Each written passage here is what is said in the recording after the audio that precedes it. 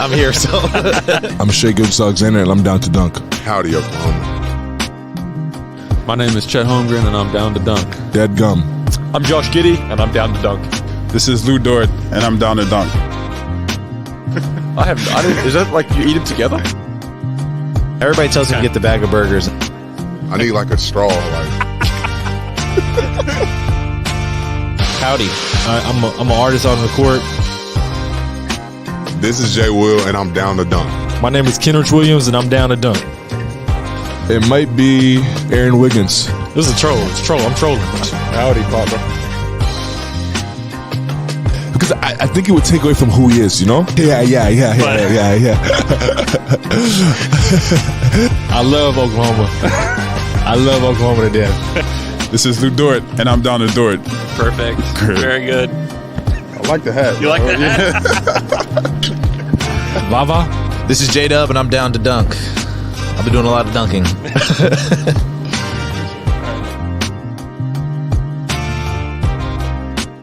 Welcome to Down to Dunk. I'm your host, Andrew Schlecht. We're part of the Athletic Podcast Network. With me, as always, on Mondays is my good friend, Michele Berra. Michele, what's up? The cowboy hats are very small compared to Lou Dort's head or Giddey's head or Jay Will's head. They were smaller cowboy hats. Not gonna lie, they were a little bit smaller, and they barely fit my head. So you know that they're not gonna fit Jay Will's head for sure. You should, by the way, watch on YouTube, and you can see how these cowboy hats fit on the Thunder players in our intro. If you're hearing the intro, if you're listening to the podcast, but you can actually watch the intro if you go to our YouTube page. Just search Down to Dunk, hit subscribe, like it. Hey, if you're watching right now, go ahead and hit the like button. Leave us a comment along. We're really glad to have you guys. The Thunder played a game on Friday night, and it's been a little bit since they played a game. They played a night here in Oklahoma City against the Atlanta Hawks. But they played an outstanding game without Shea on Friday night. They lost the game. If you didn't watch it, somehow you've stumbled upon this Thunder podcast and don't know. They lost the game on what was a controversial call. And that night, we all learned what the rule was. Okay? Nobody knew. I have always watched basketball knowing, you know what? Shouldn't touch the rim. It's not a problem for me. Never been a problem for me. But NBA players, anytime that I've watched a game, anytime they touch the rim, anytime they touch it, it's a goaltend. Like every time. And I will say, when you read the rule book, I can see why they called that good. I can see why. Now, I tweeted something, and I've had people coming at me all weekend because of it. I said, if the reasoning from the league says that it's because of Josh Giddey touching the net that they didn't count it, then that is completely against what the rule book says. Because the rule book says if a player from both teams touch the rim, net, or ball as it's going in, then it's a jump ball at midcourt. But they didn't interpret the rule that way. They didn't interpret that play that way. The way they interpreted it was that neither Draymond nor Giddey altered the path of the ball, and it was therefore. And that, as a mathematician who did a lot of physics exams, it's a very strong statement. How do you possibly know how touching the rim, maybe when the ball is bouncing and whatnot, it can be the difference between rolling and going in. I'm exaggerating, of course. The contact didn't seem that egregious. The ball didn't seem to change, but it's a very, very, I would say, difficult path. Yeah, the one that the NBA is is going. They could have down. very easily just said, no basket, we're going to overtime. They could have just called it off and just say, no. He touched the rim. But I just, and I hate to do this. This is one of my least favorite things that I will do today is this. And I'm not saying that like they gave this game to the Warriors, but the officials treat the Warriors differently than they treat any other team in the NBA. I don't see any other team get treated this way, where they can treat the officials however they want. Mm-hmm. They can yell at them for 5 minutes straight. Mm-hmm. And they don't get a technical foul. They're also going to get whatever video review they want. They can have, it feels like they can just have whatever they like. Yeah. And it is, that to me is garbage. Like there were some moments during that game that are garbage because I know for a fact that if Chet Holmgren acted the way that Draymond did, if Jay Will acted the way that Draymond did, if Lou Dort, Isaiah Joe, anybody, they would have been not only teed up, but thrown out of the game had they acted that way. But because Draymond is a psychopath baby that acts like that all the time, or a genius to do it. He just gets to do it. Perspective. It's insane. It was insane watching it happen. Because I know that, like, if Trae Young does this tonight, Trae Young would have been teed up and he would have been possibly thrown out of the game. Listen, that kind of preferential treatment is the thing that I'm more mad about than touching the rim and that rule, because I do think they interpreted the rule correctly, and I can be fine with that. What I'm not fine with is just the way that they can get away with whatever they want. Same with Steve Kerr. Steve Kerr was losing his mind on the play where J-Dub got hit in the face by Clay. And Mark couldn't act like that. If Mark acted like that, he would have been teed up and possibly thrown out of the game. So that to me is way more egregious than the play than whatever happened at the end of the game, which was unfortunate. We could have had an overtime classic on our hands. Yeah. Which would have been great. But to me, after reading the rule and the fact that they didn't state that it had anything to do with Giddey touching the net, which was not said by anybody, I believe, my guess is like the Warriors people thought that's what happened. And so like people like Anthony Slater were putting that out there. Because it didn't involve him touching the net and all of that, then I get it. I get it. So that to me was the most egregious thing, though. It's just the way that the Warriors get away with, the way that they act on the court is absurd. It's absolutely absurd. And I feel bad for Steph Curry, because Steph Curry is like the most stoic, joyful basketball player, one of the best players of all time. He put on a show in Oklahoma City. Yeah. He was so good. I feel bad for Steph that he has to deal with that. Anyways, you have anything to say about that? Sorry, I've just been like going off about the Warriors. No, that's fine. I think that is human nature.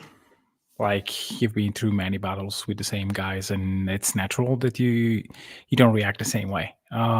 Is it fair? No. Is it right? No. Can you do a lot about it? It's extremely difficult. And so it's I'm not totally mad about anything. I'm not about the non-call. I mean, to me, it's fine. I'm just stating that it's a very fine line saying that you didn't change the trajectory of the ball, because that is very hard to say. Yeah. And it will lead to many, many, many issues. Like if you say, hey, you can't touch the rim, you can't touch the net. That is very clear. If you touch it, even if you just slightly touch it, that's goaltending. Yeah. If you go into, hey, you can touch it, but you can't really change the trajectory of the rim, it means that you can maybe pull it when the ball is not in contact with the rim. What kind of like effect that does it have? So it's really difficult for me to. If DeAndre Ayton did that against the the Grizzlies last night, it would have been called goaltending, 100%. I also do believe that because it was Draymond Green and that they don't want to deal with him, that they may have done it because of that too. I just think that Draymond gets away with so much crap because I genuinely believe that they are fearful of him. Yeah, or I mean, I think that there's some genius in Draymond.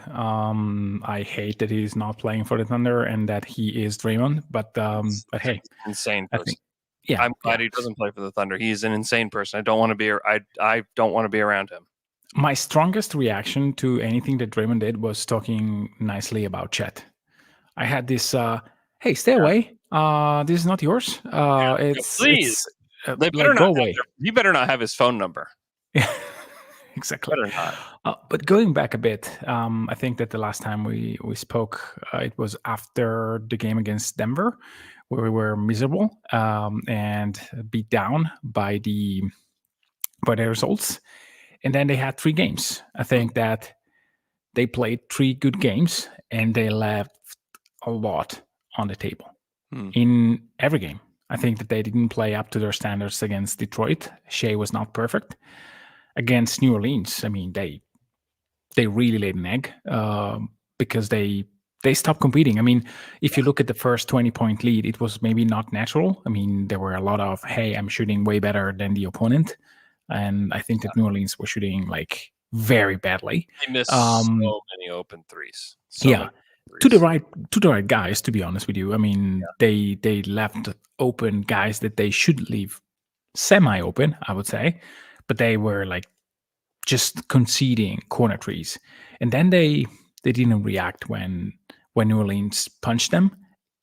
And I think the most important stuff that I hated about that game was they tried to increase the pace in taking early shots, which is exactly what you should avoid when you're up big and the other team is punching you.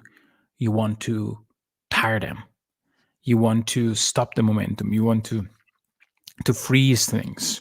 You want to give the ball to Chet and let him taking the ball in his hands for 20 seconds if he has to. I know that he can't, but just to make an example, just cook them slowly. Just slow down the game. Like, take a breath. Prepare for the defense. Take a shot that doesn't lead to a transition. I remember like 3 shots, one from Lou Dort, one from Giddy, I think, and another one maybe from J-Dub, like rushing into Isaiah Joe. First 5 seconds of the game, open shot. Don't take it. It's the recipe for a disaster when you're up that big. Yeah. If it goes in, it can be a killer, but if you miss 2 of them, they started this kind of back and forth. 20 plus 22, and in a matter of 4 or 5 possessions, they were up 10, which is a completely different game. And against the Warriors, and I'm closing my monologue very, very quickly, I think my main takeaway, one, I already wrote it in the chat, but I'll share with everyone. I think that it's just criminal to give Chet 2 offensive possessions in the last 13 minutes of the game. 12 or even more, 16 probably minutes of the game. That is just something that can't happen again because Chet needs the ball. And the second thing, which is very positive, is that I think that Cason Wallace had an amazing game, just amazing game, even defensively against Clay. I know that Clay cooked him, but in many of the Clay's basket, like Cason was there, was contesting the right way, being in his grill, and I mean, that is so great. I mean, it's like I don't think it's a small thing that a guy like Cason can be ready for a game against Stephen Clay and just miss very few things. He's a rookie. He's played incredible 5 games. And Mark has been talking about it after games. Like I've been asking him a lot about Cason and kind of what. Oh gosh, I just messed this up. Cason, what kind of player he is. Like, just like tell me, like, what have you learned about Cason? I've asked him that question several times. And when he talks about Cason, he just talks about how smart he is. Like he said it's all up here with Cason Wallace, which is, you can see it. And he's crazy talented. And he is efficient and he takes the right kinds of shots. And they put him in all kinds of different positions. They put him in position. They put him at like power forward at times. They can play him at point. They can play him on the wing. They can put him anywhere. And he's small, but he's strong and he's intelligent.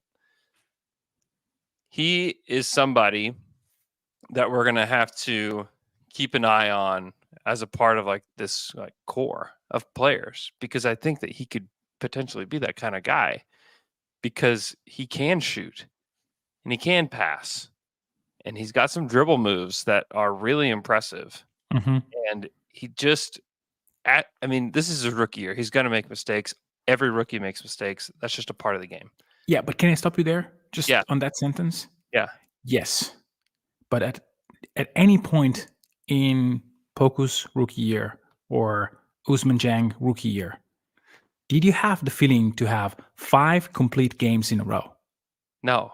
What I was about to say is like he just doesn't hardly make any mistakes. He does make some, but he's going. But yes. I'm saying after, give him like a year or two, like the dude is going to be so solid. I think like a Drew Holiday comp is not an insane comp for him. He's not as big as Drew. He's not as big on the as high Drew. side of like Kaysen. If that is the maybe not the highest, but that's on the high side. Oh yeah, it's on the high side. But I'm saying that if everything works out, he continues on a upward trajectory and he becomes that kind of player. I'm not saying he's going to be Drew or necessarily even as good as Drew, but like a guard that can just kind of fill in. We're seeing what he's doing in Boston right now, Drew, where it's like, oh no. Like if you're in Milwaukee right now, you're just sitting back and you're looking at that team and going, oh no, what do we do? Mm-hmm. We just gave the Celtics the exact player that they needed. Yeah. We just gave them a player that he lifts everybody else up. And Kaysen has been doing that in his limited minutes. Like he just helps the team. Like defensively, he's locked in. Offensively, he takes good shots. He gives a 3-level type of score. Now, is he going to be like a consistent 3-level score? I don't know. Like it's too soon to say. Mm-hmm. But boy, he is really impressive. We have to talk more about Chet, though. Chet Holmgren's a star. Chet Holmgren is a superstar. I thought it was insane to think about, could Chet even be the best player on this team? Chet Holmgren can be the best player on this team. We said it before the draft, before Shea's before Shea became All-NBA, and then like we hadn't even considered it since then. Chet's played 6 games. Chet can be the best player on this team. Will he be? I don't know. Can he be? Absolutely. He can be the best player on this team. Through 6 games, 17 points per game, 7 boards, 2.7 assists, a steal, 2.3 blocks, 60, 56, 87 shooting splits, and he's not taking enough shots yet. They don't even know how to use it. Which is probably why he has such good percentage, because he's taking very good shots. I mean, you look at the kinds of shots that he takes. You look at synergy, the game breakdown. I mean, it's a majority transition and spot up. And that's why he is the efficiency's through the roof. He will not continue this efficiency.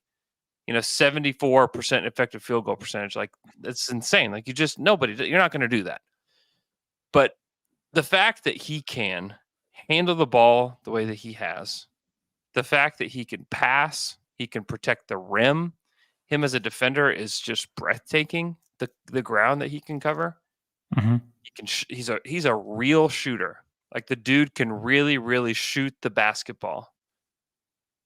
And in transition, he's insane. I mean, he is scary.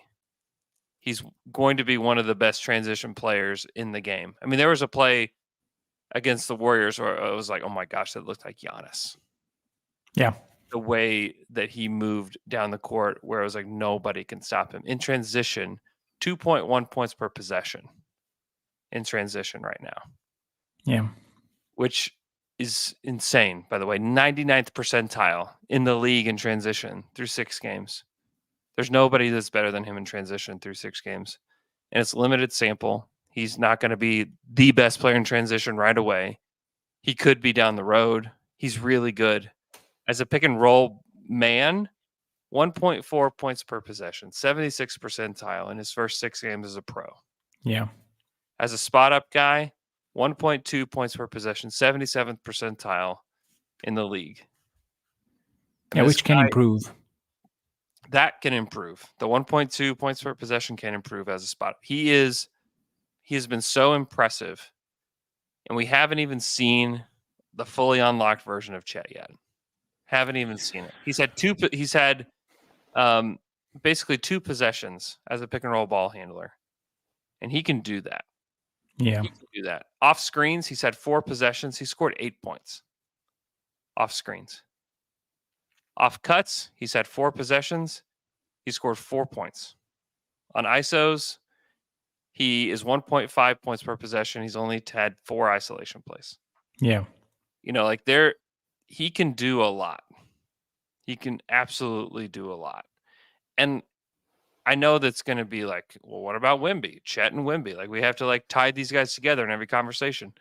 They're both incredibly breathtaking players. Mm-hmm. Just outrageous. Chet has been better, but it's because Chet has been put in a better position to be better right away. Also, he's had a year to be in the NBA. Do I think Victor Wembanyama is going to be the better player at the end of the day? I do. But I think that Chet is so good right now. To me, he's the second best player on the team, period. The end. I don't think there's a debate because of what he can do on both ends. Mm-hmm. And offensively, they still have to figure out how to unlock him. Like, how do we get a 18-shot Chet game? Just passing the ball. It's not that hard. I mean, against Golden State, there was this moment where Giddey had the ball on the right side of the floor, and he was scoring like a maniac. So I'm not like here criticizing Giddey too much. Points, yeah. But on 3 occasions in a row, Chet was wide open in the corner. Like, wide open. Mm-hmm. I think that for Giddey, give Chet 1 or 2 of those. Yeah. That is what you should do. I mean, I know that you're scoring. I know that you want to score. I know that it's important that you score. But diversify a little bit. Chet was wide open in the corner, and that is a shot that I want. Even if Giddey knows it has a layup, just you do it 4 times in a row, once, pass him to the corner. Like, make the defense think and unlock Chet, because Chet is always open in the right spot. So you need to unlock him. And there is one part of the game that Chet is not really... I don't think that it's really easy for him to get shots this year with the particular lineup that he's playing with, which is basically is used as the bench anchor with Giddey and J-Dub. And it's not playing with an all-spacing unit with Shea, which is a bummer. But in pick and roll settings as a roller, when Dort and Giddey are on the floor, there is absolutely no space for him to roll. Mm-hmm. We said it against Denver last Monday, but even over the past 3 games, where he had a few occasions, because Shea is a great player and Chet was in the right spot, in the dunker spot. I think that particular aspect of his game needs some rethinking in terms of lineup. Because if you put Chet in a lineup with Bertans, Mitsic, Isaiah Joe, and Shea, yeah, you can use him as a roller and it will be deadly. I don't know how many points you are hemorrhaging because of this, or even just switch a Kazon in there. So that you have a little bit more of defense, or a Kenrich. I mean, when Kenrich is back, I wonder if he's the first guy off the bench. And then you maybe, if he's good from 3 again, you can have a little bit more space for Chet to operate. I don't know, but it's not that hard. I mean, you just need to feed him and just need to trust him, because he's showing you that he's taking good shots, he can pass it, and he's deadly. Like, I would be happy if Chet takes 20 shots one game and it's only 8 or 9. That is part of the equations. Equation singular. Mm-hmm. Yeah. I'm intrigued to see how they figure out ways to get him involved, because he just needs to have more shots. Just flat out needs to get more shots. And he's scoring 17 points per game. I mean, he's been absurd so far, and very, very fun. The Thunder play the Hawks tonight. Looking at the injury report right now, the Hawks will be without Kobe Buffkin, unfortunately. He has a left thumb fracture, so the Buffkin boys will still be out in full force tonight, but don't get to see Kobe play. I don't really think he'd play anyways. DeAndre Hunter is available. He had a right pinky dislocation, but he is available. Ouch. Yeah. And then their two-way guy, Seth Lundy's out. Wes Matthews, who hadn't played all season because of a calf strain, is out. And then their other two-way, Miles Norris, is on two-way, and he's gone. For the Thunder, Shea is listed as questionable. Mm-hmm. So there's a chance that Shea plays tonight. I kind of wondered how they would list him after the weekend. I think he's mostly okay. I think if he had to play, I think he could play. But he is starting to get around a little bit better. And then Keontae is with the G League, and Kenrich is still out with back spasms. But from what I hear, he's also not too far out from being able to play. Maybe another week or two at the most. But hopefully he's back sooner than that. So interesting matchup against Atlanta, who they've played well. Yeah. Atlanta has been a good team so far this season. And so I think this is a good chance to bounce back if you're the Thunder. However, if they lost to Atlanta tonight, would I be that surprised? Probably not. But yeah, Atlanta's got some interesting players that can, obviously Trae Young, DeJounte Murray can get really hot. And they have a lot of role players that are pretty good. So I think this should be a pretty close game. And especially if Shea can go, then I think the Thunder should be favored. But we don't know if Shea can go yet. Yeah, I'm curious to see rotations tonight. I think that last game we had a fair share of Mitsic, who I think played well. Yeah. No Bertans. I wonder if tonight is when Trae sits, if this is a night where you can have bombing Bertans out there for 5 to 10 minutes and see what happens. I think that when a team is guard heavy, I think that OKC has a shot because they have very good point of attack defender, especially if Shea is on one of those nights where he wants to be effective. He had some of those in this early part of the season. Not every game was a good game for Shea defensively. On ball, yes. Off ball, not all the time. Same for Lou Dort. And I wonder if Kaysen will get some burn on Trae Young and how that looks, because I think that he is a guy that can stretch the defense up to mid-court. Yeah. We were discussing, I don't remember if it was me and you in a pod or just me and you, the fact that Kaysen is a guy that likes to pick up guys full court. And this is something that you can see. He's really working up to the, maybe not full court, but mid-court, yes. And so I really wonder how that works against a guy like Trae Young. So yeah, I'm very curious. And it's a game where Chet can do his things because, Okongwu and Capella are not just some, beefy, super powerful kind of bigs. Yeah, it's true. It's true. I think that it's a good matchup for Chet. I think he can stretch those guys out, and I think that our guards should be able to eat pretty good against this Atlanta Hawks team. What did you think about Mitsic against the Warriors? I thought that was the best he's looked so far. He's looking more comfortable than he has, especially through the first couple stints that he got. It was oh no, this some of this looks kind of rough, but he looked pretty good against the Warriors. Yeah, when you see a player that I watched a bunch of games, I would say even more this summer to prepare, and you could see him going solo multiple times. It was his way of playing, and you can see OKC being a quartet or an orchestra or whatever, and it was kind of free flowing, and it was not very. I would say it was not very, very beautiful to see and to watch. Against the Warriors, I think he was more in sync. more. Yes, he likes to dribble the ball. He likes to do his thing, but it was more quick.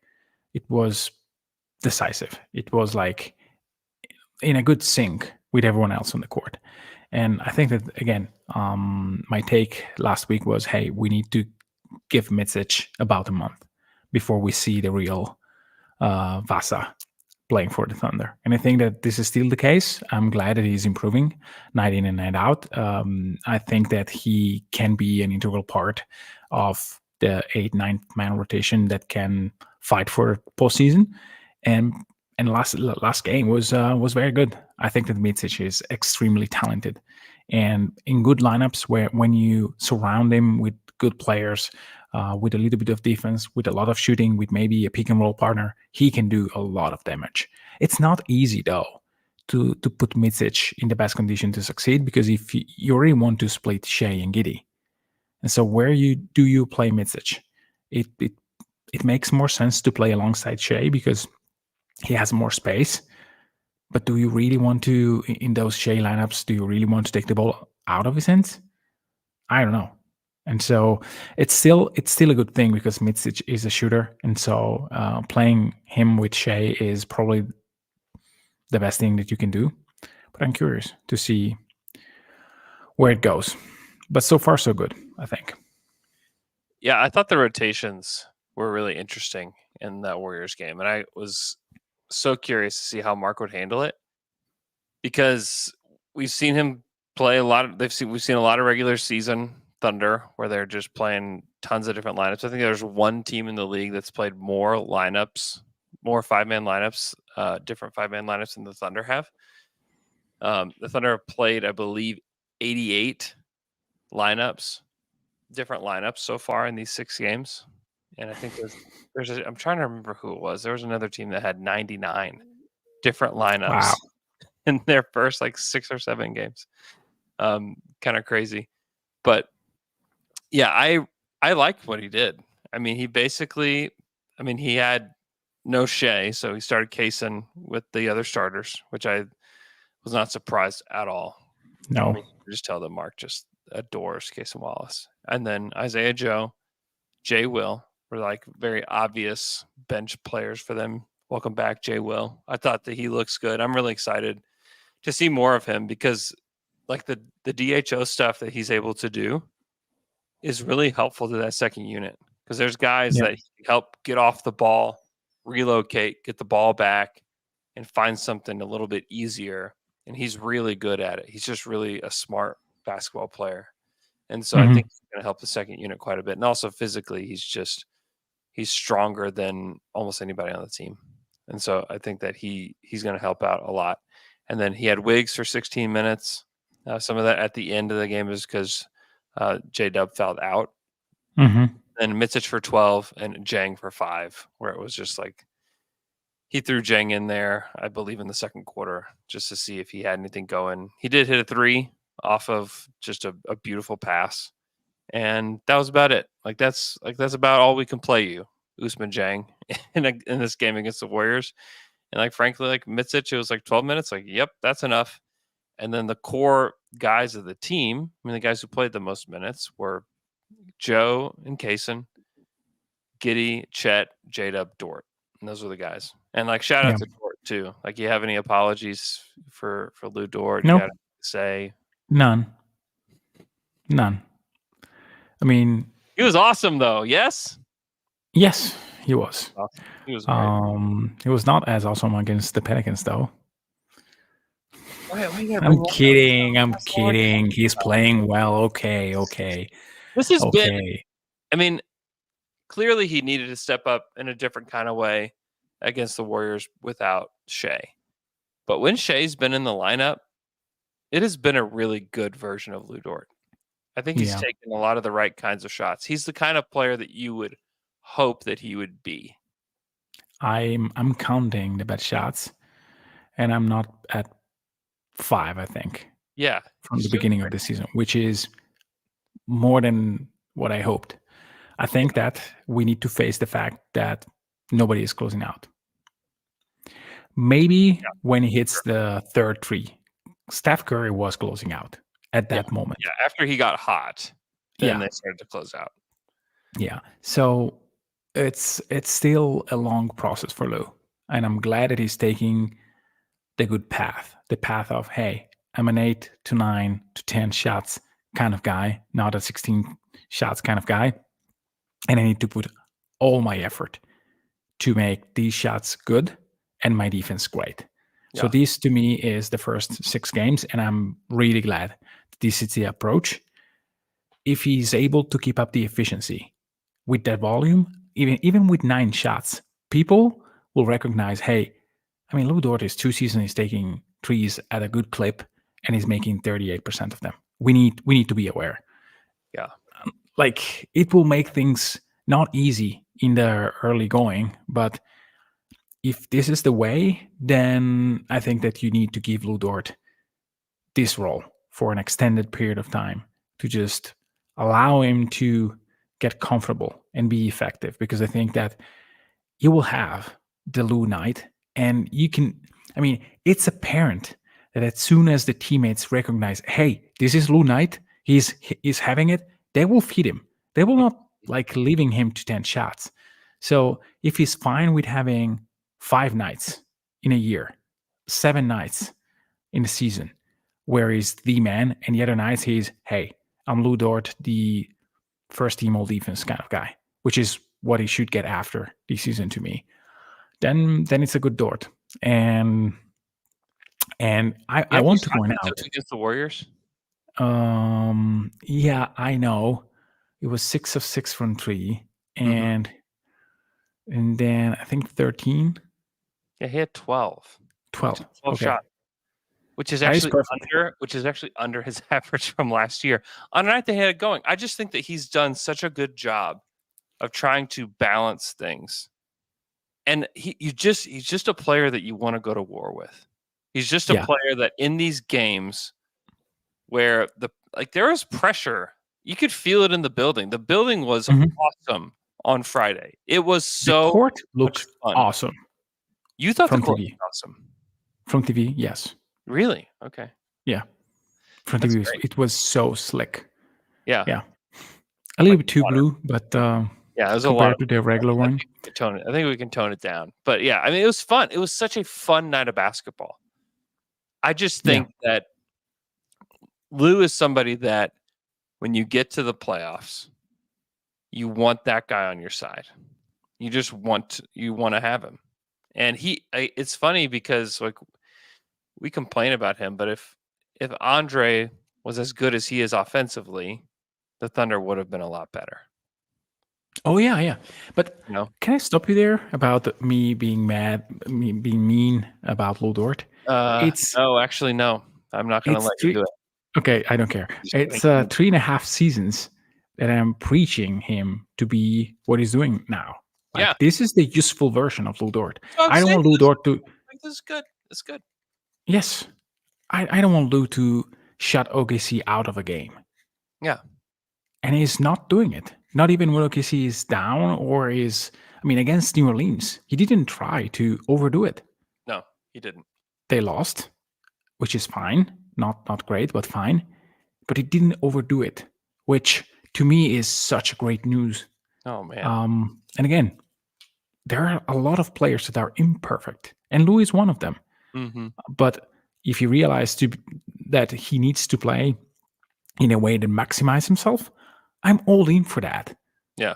And I'm glad that he's, again, I said it multiple times, I'm glad that he's going down this road, because I think that the end of it is where he gives himself the best odds to be the best version of himself.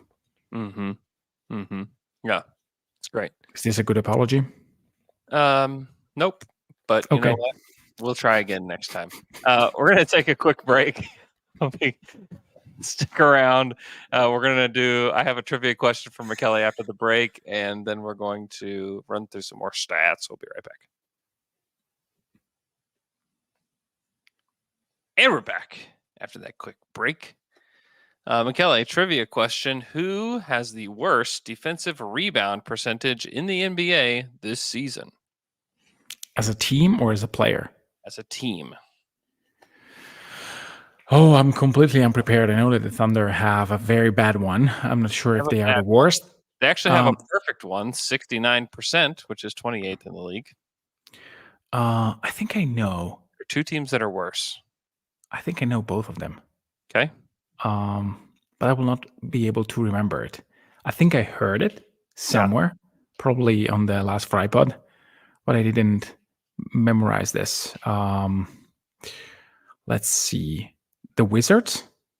The Wizards are 26th. Oh. In defensive rebound percentage. And I'll give you a hint. It's really funny. It's really funny because they are tall.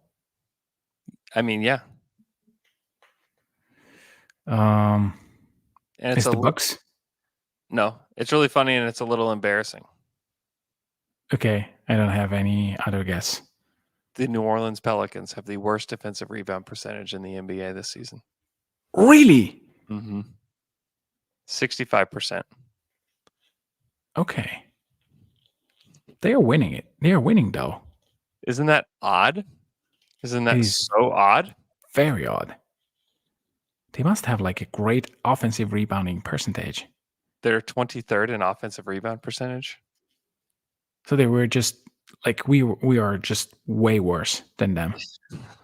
But the numbers are not yet telling that. They are 29th in rebound percentage in the NBA this season. Wow. Isn't that just comical? Like that's just it is comical. Like what do you do with that if you're the Thunder? Like, nothing. You kind of feel a little bit bad about that because they are. I mean, in a game that the Thunder should have won and they didn't win because they just like completely. They didn't even take their foot off the gas. They slowed the car down to a roll and just got out of the vehicle as it was moving to go get a sandwich inside 7-Eleven. And then they got back and the Pelicans had stolen their car and sped off down the road. And then they finally got an Uber, got back to the car, but it was too late. Okay. I was about to ask, how did they reach the car? Uber. They got into it.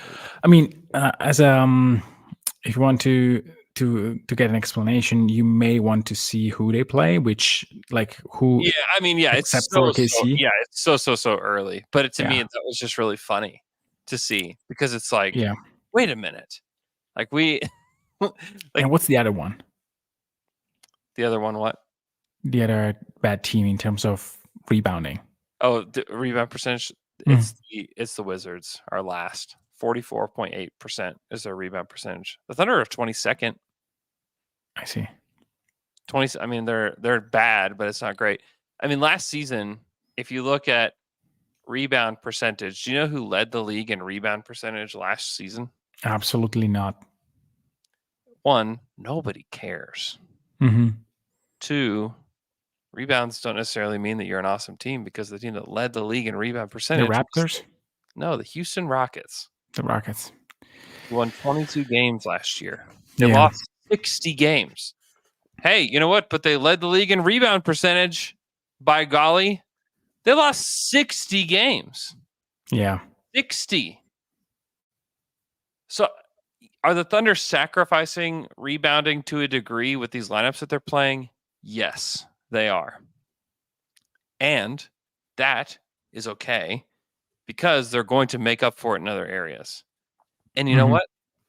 Some of what we saw against the Pelicans was personnel based, where it's like, yeah, you could have used Jay Will and you could have used Kenrich, and you could probably have used a player X that people are saying that we should trade for, Rob Williams or whoever. Sure, would those guys help that particular stat? Yes. Yeah, yes, they would. However, the Thunder have different kinds of goals, and for them to reach those goals, the 5 players that are out on the court that are wearing the uniform that says Thunder on them have to be more aggressive and have to be better than they were.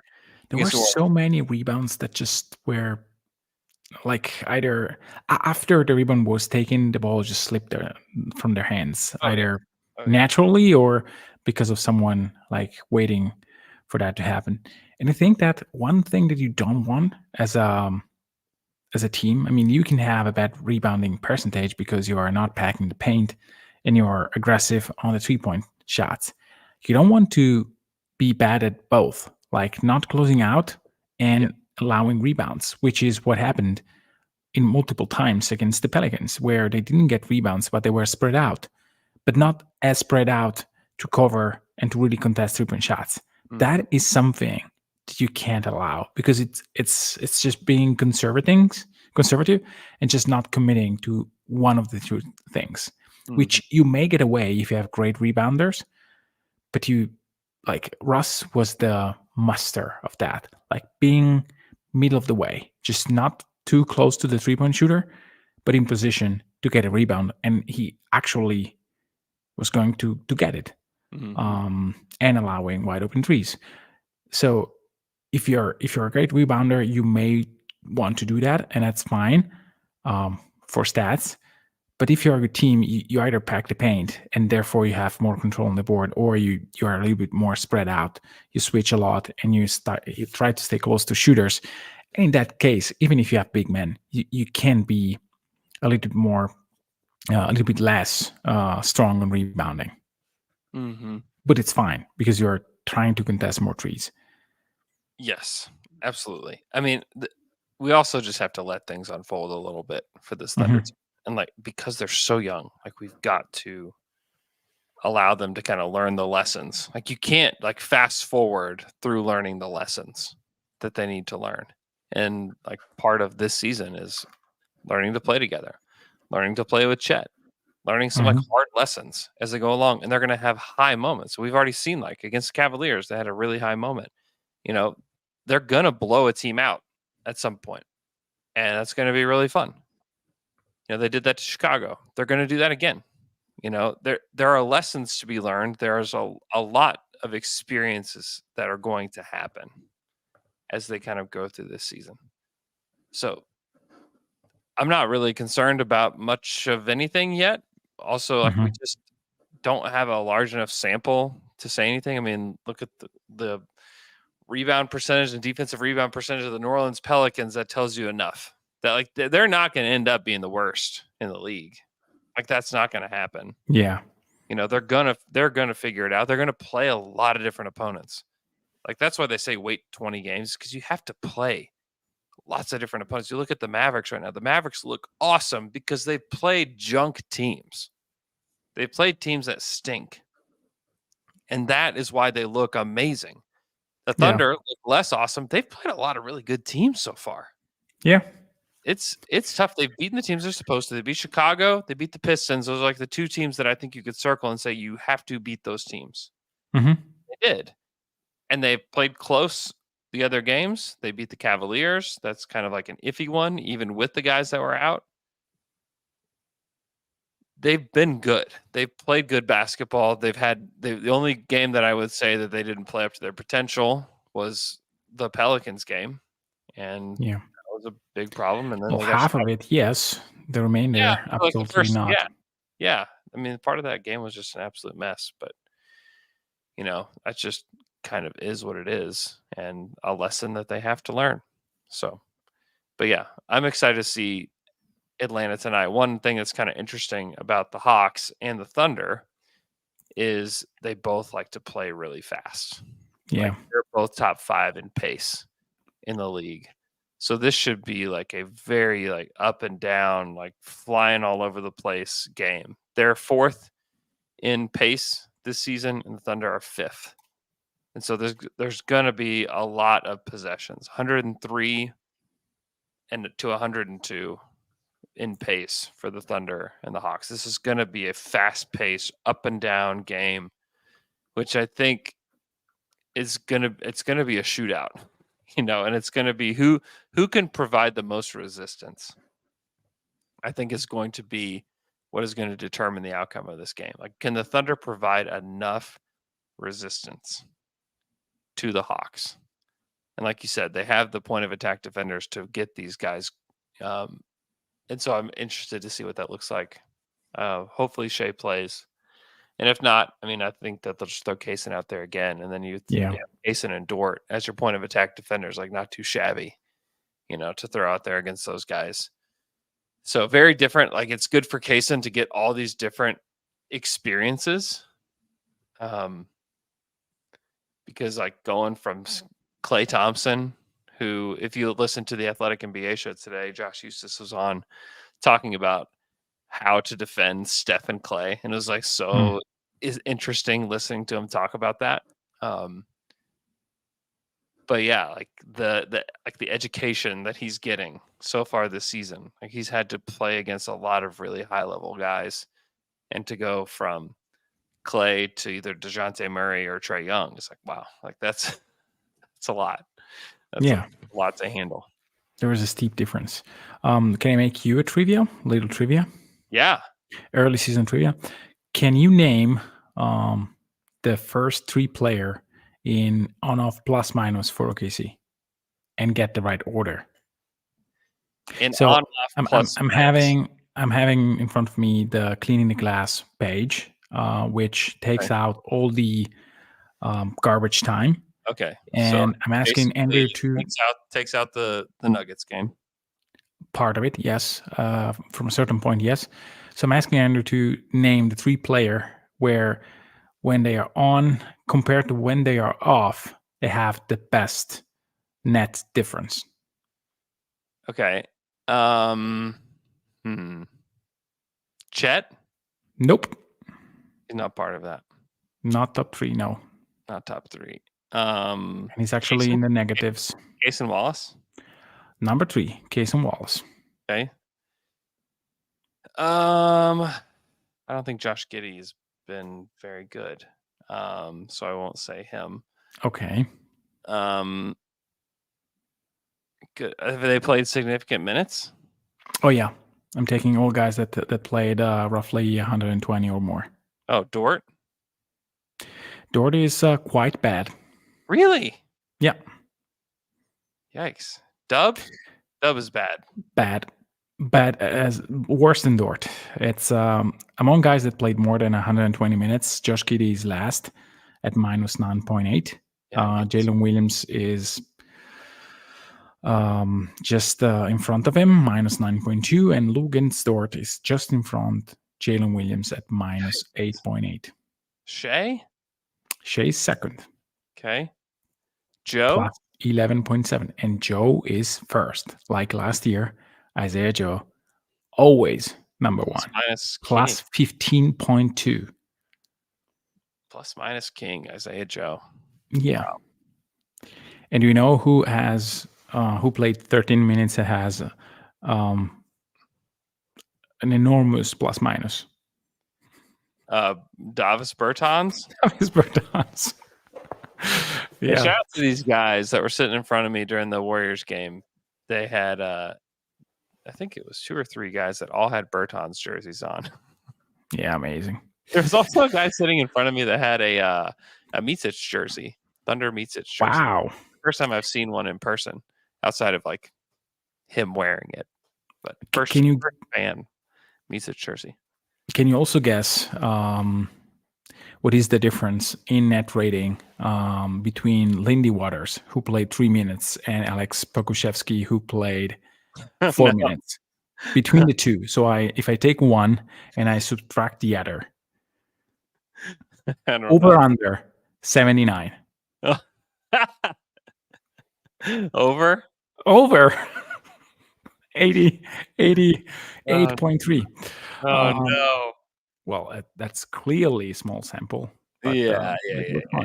Minus 42.8 for Poku and plus 45.5 for Lindy, who played clearly in a moment where they hit a 3 and the other team made a free throw. So I mean, there was like some Thunder news. I think it's barely news. I'm sure like the Thunder even like, why do we even have to release this? But they have to do it anyways.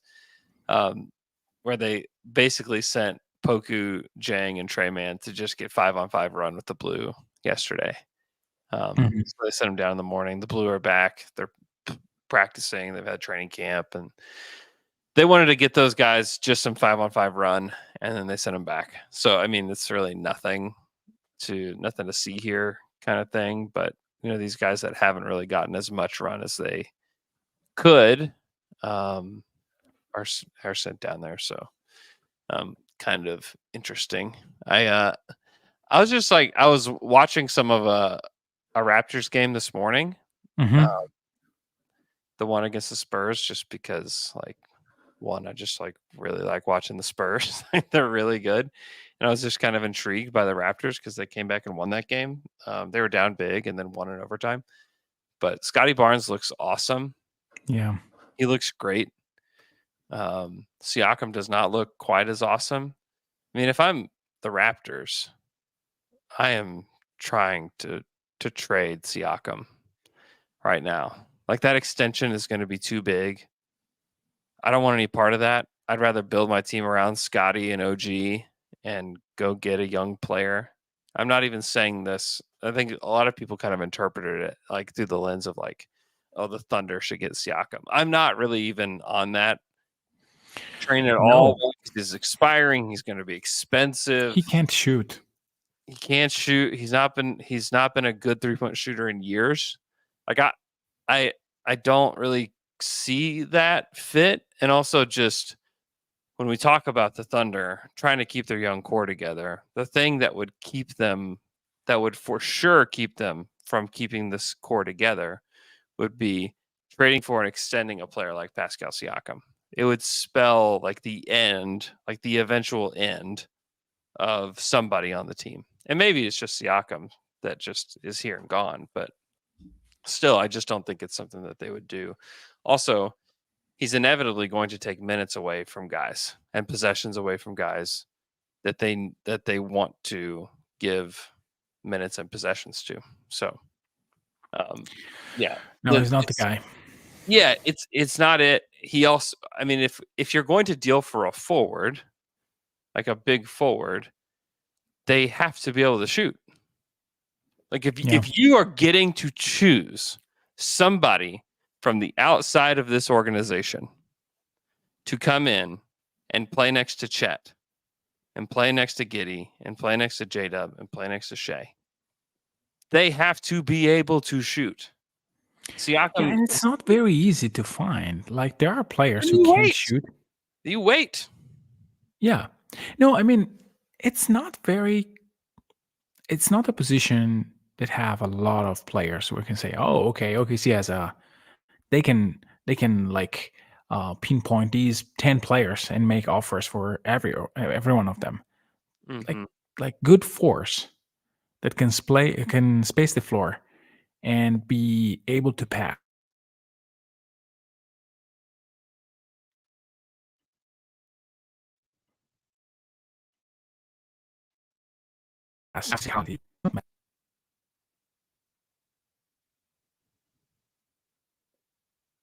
Uh-oh. Am I There's back? Not many of them. I lost you for a second. It might have been me. It might have been both of us. I think we're back. Anyway. Okay, start over by saying something about how there's not many fours. Yeah. My point is there is not really many guy who can play the 4 that are very physical, good rebounder, very good shooters that are 6'10" and above. Yeah. There are many 3s that can play the 4, like Paul George can play the 4, Kawhi can play the 4. But guys that are 6'9", 6'10", physical with a shot, there's not many. Mm-mm. And if they're out there, they're probably not available. No, but I just don't besides Anthony Davis and you can put Wemby and Chet, but they're both too young. I'm not saying that. Guys that are maybe in their mid-20s that play that role. I mean, AD is on the backside of the second side of his career. Mm-hmm. Aaron Gordon is not a shooter, even if he's a player like Aaron Gordon. Yeah, there are not many players like that. Mm-mm. No, there's something not. to look for, maybe. Yeah, I mean, I would start drafting that like archetype of player, to try to figure out, can we get one of those guys to work, but the problem is, like, boy, they really need to be able to shoot. There is JJJ. Yes, that Christian A in the chat. Yeah. You're not getting Triple J. Like, you're just not getting him. Well, I don't know. I don't know. No, I don't know. I mean, not suppose today. that the Ja thing, not today. In 2 years, I don't know that you can't get him. Oh, yeah. I mean, that would be a devastating front line. And then, like, the thing that Triple J needs is to, like, desperately not be your second best player. Yeah. I think that if you keep your assets and one day Memphis says, okay, we want to start over, fire sale, just give us 4 first-round picks and Josh Giddey for JJJ. You have the assets to do so. If you save them for the right player, and if the contract situation is right, and blah, blah, blah, blah. But it's not today, and it's not, again, OKC needs a player like that to be a seamless fit that works today, tomorrow, and maybe beyond. But it's not there. So either you draft him, maybe Alexander Sarr is that guy. Yeah. Yeah, the thing about Triple J is after 25-26, he's due for another deal, which is going to be massive. This would be a massive deal. Like, as much as we want to make fun of him or, like, say he's not great, like, how many teams would line up to pay him $50 million a year? 29, 30. Yeah. Lots of teams would. Deep boy, can shoot. Yeah, I mean, that'd be cool. It's not impossible. But there aren't many lesser version of that. Like, that is my point. You don't want, like, JJJ necessarily. Can you get a player that can play that role without being as good as JJJ? Yeah, Don Beck's just, like, simple. Just go get Cooper Flagg. Thank you. Well, that is something that OKC can't do probably next year. But maybe they can get someone that is similar. That's the thing. Is, like, in the draft, in which I just don't know who that player is in this particular draft. There are some, like, forwards in this draft. I just haven't watched. A lot of them are the young guys, like some of the G League guys. You do have Alexander Sarr. I don't know how good they are. I don't know how good Justin Edwards is. I haven't watched Justin Edwards yet. Some people just don't think he's any good. Like, I don't know. I don't know how good Almanza is. Cody Williams, even, who's not that, he's 6'8". I don't know that he's necessarily going to play power forward in the NBA. Klintman is somebody that we've watched. Like, you believe Bobby Klintman to be able to come in and play for the Thunder? I mean, not necessarily. He could develop into that kind of guy. He kind of profiles as that kind of guy. But we're a ways off. We're a long ways off from actually being that guy. Yeah. Bobby. Long ways off. By the way, if you want some draft content, if you're itching for draft content, you can head over to patreon.com/OKC Dream Team, and you can hear Michele and I. We're already breaking down prospects already, doing it right now. So you can go check out those episodes there. We've done like 4, 5. We did Klingen, we did Klintman, we did Proctor, Kugel, Filipowski. Yeah, 5. Yeah. Yeah. I think that's it. We've done 5 so far. We'll have another one this week where we're already breaking down this draft a little bit. We'll probably have Sam Vecini on there at some point in the not so distant future after college basketball gets going. So that will be fun. So that's another place you can hear some of our content, and particularly draft content that we're already starting to pump out. It's an interesting draft because the Thunder are going to have likely a pretty juicy pick in this draft. Yeah. So this one, I think you have to like really break it down, because in every single draft, there are good players. There are players that there's going to be a player that goes in the top 16 that's going to make the All-Star team. Can you be the team to find them? Can you be the team to find who in this draft in particular? It's going to be tough to figure out which guy is the guy. And it's a heavy international draft too. Yeah. And which all of these things just like spell out success for Sam Presti and his crew, because they have done a really good job scouting internationally, finding guys. Do they always hit? No, but do they hit more often than not? A lot of times they do. So yeah. I'm really intrigued to see how they handle this next draft, especially since I don't foresee them taking a wild Poku-like swing on somebody again, just because they're not in that stage of the rebuild anymore. I think in 2020, boy, like we got a blank slate. Like we're gonna have nothing. We're gonna have the time, the energy, everything to throw at somebody, similar to what the Wizards are doing with Bilal Coulibaly. Like, yeah, we can take him. What are we doing this year? I don't know. Nothing. We'll take him. The Thunder are in a different stage of their development now. Those kind of players, and you saw it with the Warriors, you can't bring in a player like James Wiseman onto your team and it flourish, because he just wasn't ready. And he was not, and maybe he was never going to be ready. But like it was a bad place for him because he couldn't get the time and attention he needed. Okay, I'm going off on a tangent. I don't need to right now. Anything else before we go, Michele? No, I think that this is a nice week. 2 games that are difficult, but games that this team needs to learn how to play. And so I'm very curious, what's the mindset? What is the aggressiveness? Because they were very locked in against the Pistons, and also in the part of the first quarter against the Pelicans, and then they kind of melted away. So I'm very, very curious to see how they react to this homestand that is not going.